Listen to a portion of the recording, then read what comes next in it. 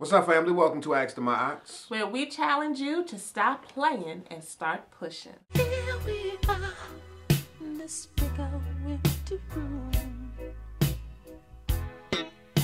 staring each other down. This is my exquisite wife, Fiona. And this is my delicious husband, Ayize.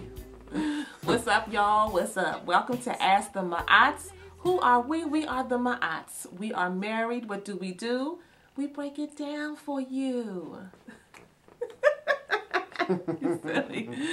All right, y'all. If you're joining us for the first time, we're the Ma'ats. We are married, and we answer questions here. We give our opinions. We definitely give advice, but we always keep it 100% Real. Real. So let's go on ahead and get started today on this Freaky Friday. Yeah, Freaky Friday. Freaky Friday. Today we're going to be talking about sex, and the topic that we're going to discuss today is based off of a question that we got in.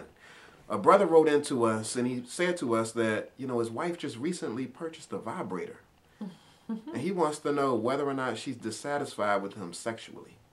So today what we're going to talk about is, men, you're listening to the wrong people when it comes to sex. So we're going to answer that question and tackle that topic at the same time. Okay.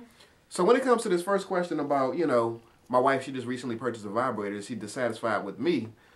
I'm going to let my wife go ahead and chime in on that one. Well, my brother, let me just say this. I just, of course, this is a advice column, a video advice column and blog. And so that's what the purpose of this is for you to write in and ask us questions, right? So it's all good. It's all good. But I find it interesting that you're asking us and you haven't asked your wife. I'm assuming you haven't asked her because I'm thinking you would have probably included that in your letter to us. And it's important for you to connect in with your wife. Look, we love when you ask us, do you like that? How did that feel? Did I do it right last night? So ask her. That's my point, number one. Number two, because she got a vibrator, does that mean she's dissatisfied? No. Well, hold on now. I mean, but she could possibly be dissatisfied and get a vibrator. Well, he had to ask her. Like I said, number one, ask her. Okay. So, but based on the fact that she got a vibrator, that means she's dissatisfied. No. Okay. Okay. I have a vibrator. You just put it out there. I mean, let's just be real. We're all grown here, correct? And I have friends who have vibrators and all happily married and like to use their vibrators with their husbands. So, look at this as an opportunity. On their husbands or with their husbands? With their husbands. Use it together, do a little playtime together. So, made me lose my train of thought right there. So my thing is that look at this as an opportunity for you to, switch it up a little bit, but no, that doesn't mean that she's dissatisfied, but obviously you need to ask. You need to ask. That's the reason why I say we're listening to the wrong people, because men, I know at least as a black man, we grow up in communities, or I grew up in a community where, speak for yourself. You learn, what it means and how to perform sexually from your peers.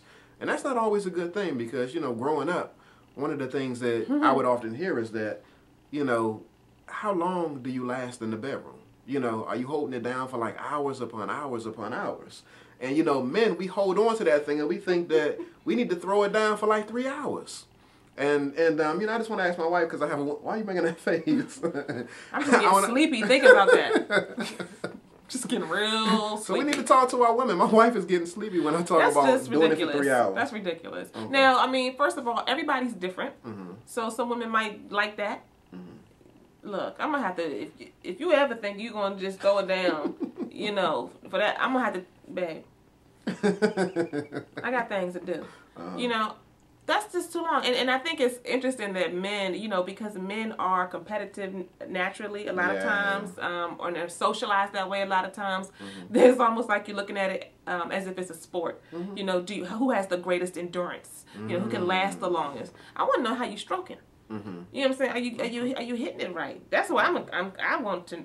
But that's another thing too, though. And are you taking your time with me? And are you connecting with me emotionally? And are you setting me up right? And is the foreplay good? Hey, we can get some good foreplay. Hey, the sex ain't even gotta come sometimes. You know, so it's the how long? No, that's not what I'm thinking about. You know, another thing that we often hear too is, you know, guys ask other guys, "Did you beat it up?" That's what other guys. That's what guys ask other guys. You know, "Did you beat it up?" And so right there, the automatic.